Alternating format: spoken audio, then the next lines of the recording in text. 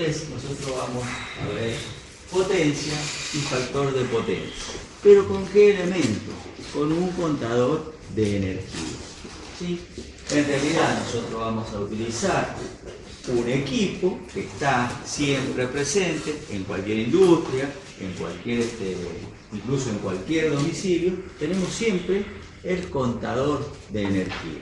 Nosotros vamos a utilizar el contador de energía, ¿para qué? Para calcular la potencia. ¿Qué potencia? Potencia activa. Vamos a poder determinar, calcular potencia reactiva. Vamos a poder calcular el coseno de phi, tan solo con un elemento como es el contador de energía. Alguien se preguntará, pero si hay instrumentos específicos, alguien me va a decir, porque es técnico, yo si quiero medir la potencia activa, utilizo un batímetro y mido la potencia activa. O alguien me va a decir, y si yo quiero ver la reactiva, utilizo un barómetro y puedo medir, puedo saber el valor de la potencia reactiva. Pero esto tiene algunas ventajas. ¿Cuáles son? Que yo puedo determinar, puedo calcular la potencia sin tener el batímetro. Puedo calcular la potencia reactiva sin tener el instrumento, el barómetro, para medir la potencia reactiva.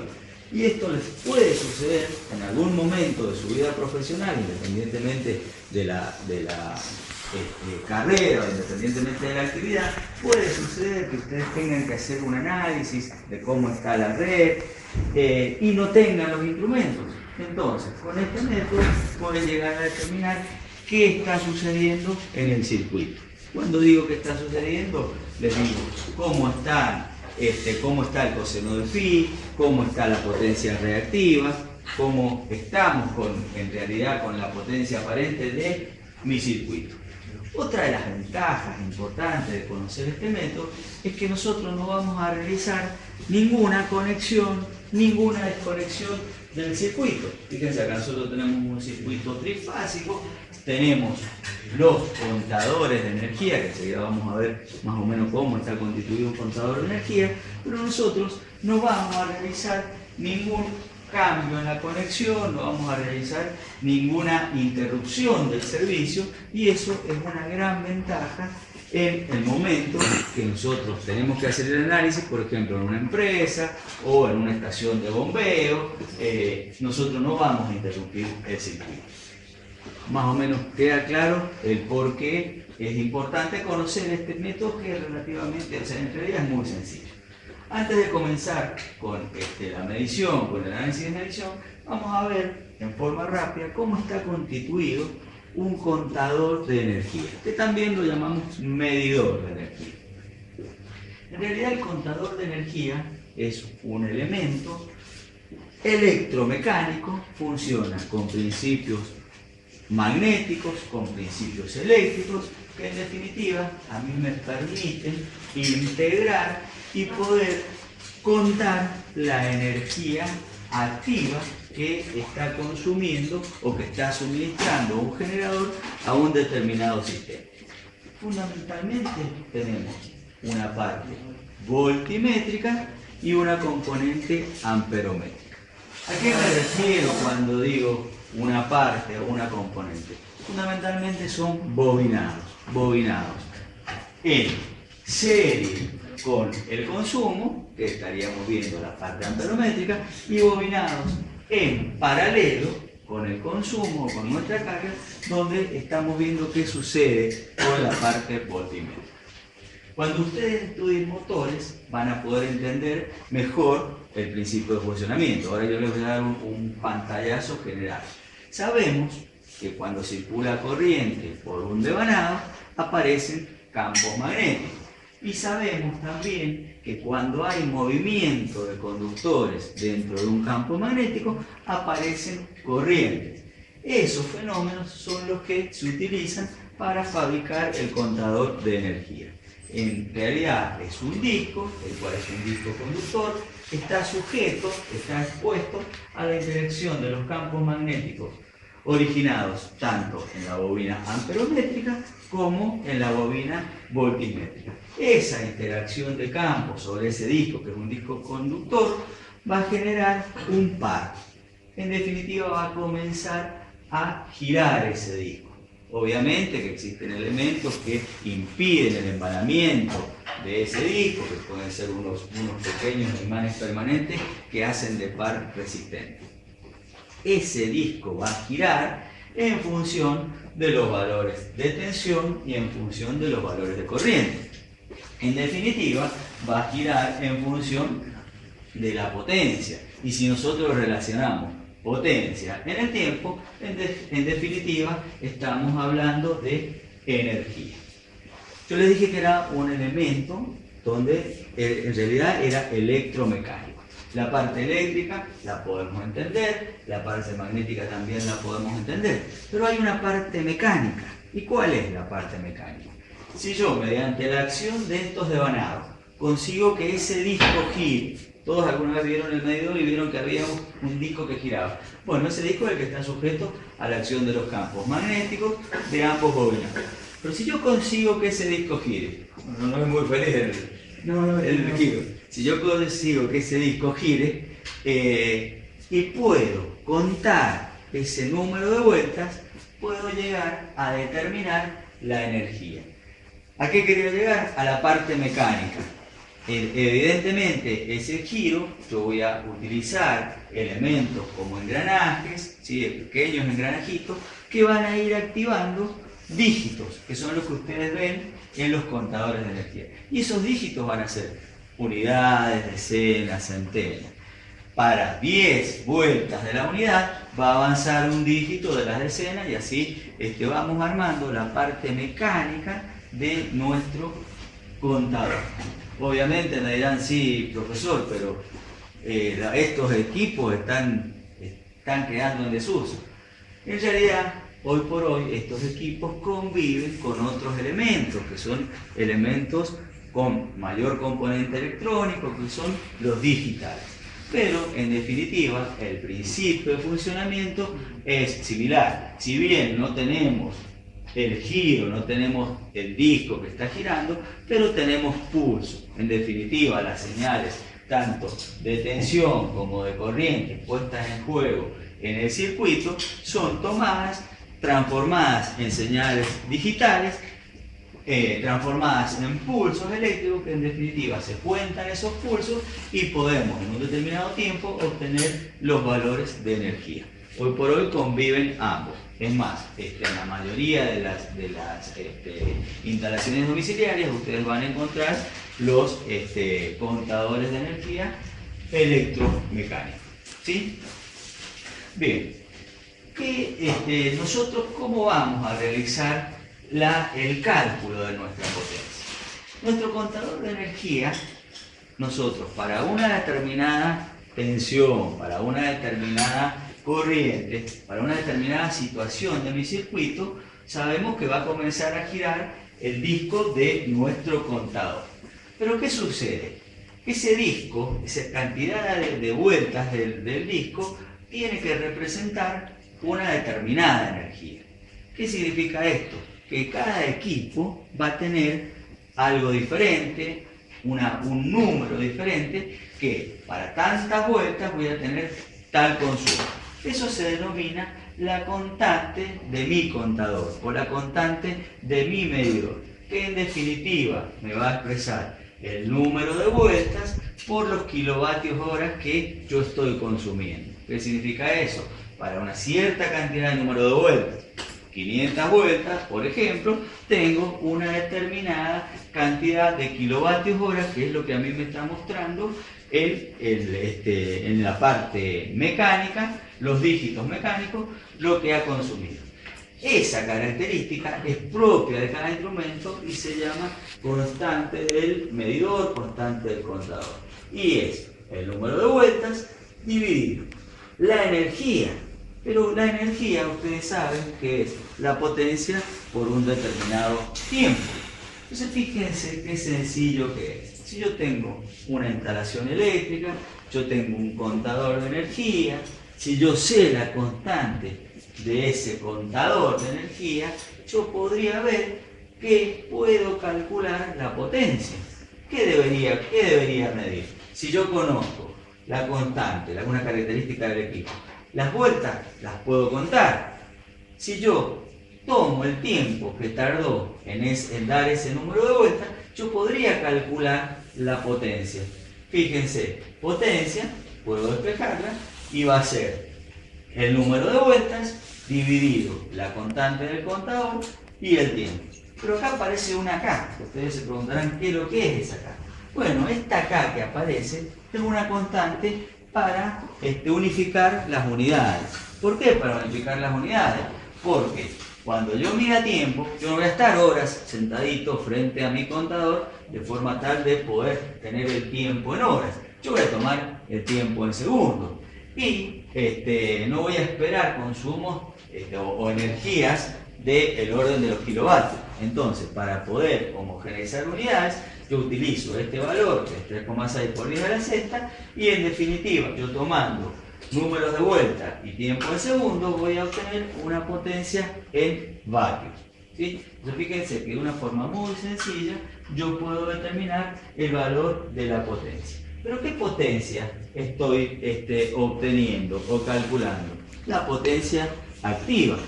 Pero ustedes saben que nosotros podemos llegar a calcular, teniendo la potencia activa, podemos llegar a calcular los distintos valores, potencia reactiva, potencia aparente.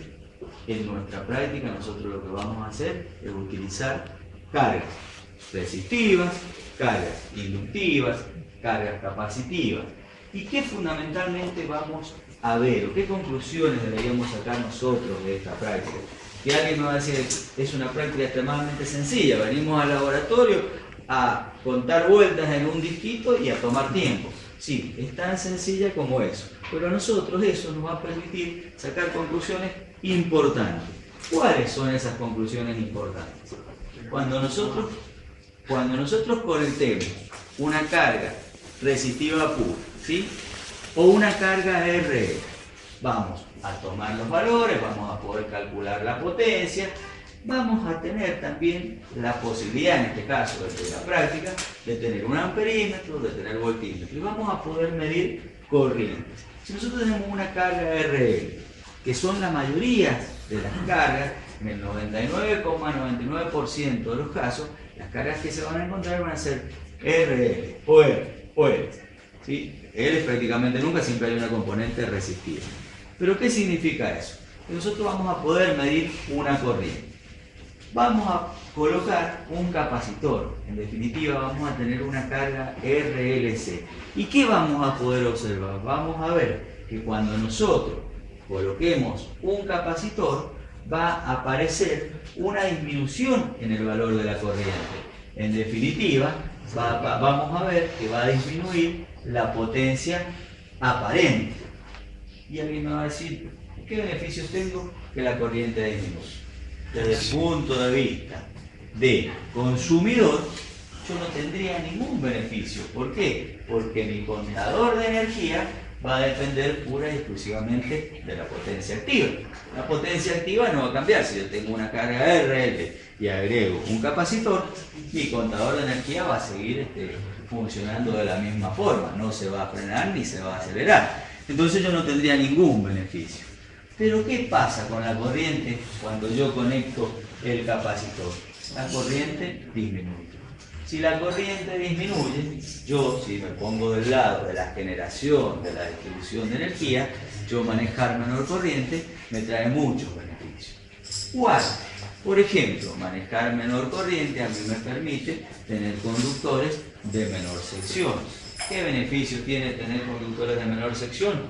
Menos costos. Tengo menor sección en el material conductor. Si fuese cobre, cobre o aluminio. En definitiva, un menor costo en las líneas. Pero por otra parte, yo cuando soy generador, yo tengo que pensar en esta potencia. Si yo logro disminuir, evidentemente, la potencia aparente entregada por mis generadores también va a ser menor.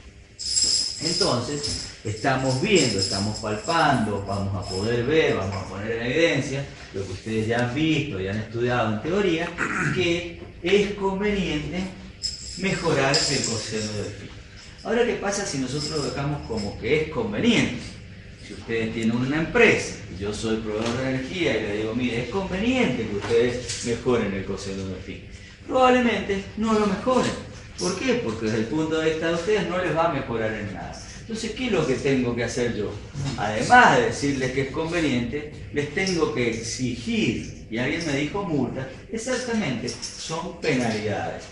Tengo que pagar un extra costo por tener valores de coseno de phi que no son los permitidos o que no son los que se estableció, lo que estableció la empresa distribuidora o la empresa generadora. Porque si lo dejamos con que es conveniente y nadie corrige. Entonces, ¿cómo se logra? ¿Cómo logramos que se realice la corrección?